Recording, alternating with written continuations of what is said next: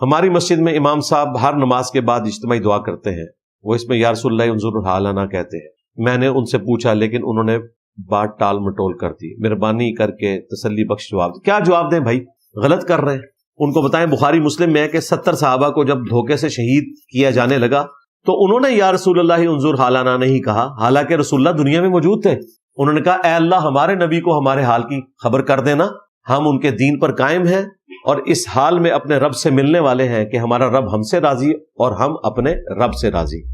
حضرت جبرائیل نے آ کے خبر دی، حضور زارو قطار رونا شروع ہو گئے اور کہا کہ تمہارے ساتھیوں کو دھوکے سے شہید کر دیا۔ تو نبی علیہ السلام جب دنیا میں موجود تھے تو صحابہ کرام کہتے تھے اے اللہ تو ہمارے نبی کو ہمارے حال کی خبر کر دے۔ وہ تو سب سے بیسٹ موقع تھا یا رسول اللہ انظر حالنا کہنے کا۔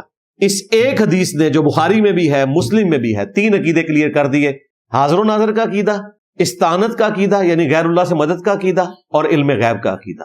تینوں عقیدے اس ایک حدیث نے کلیئر کر دیے۔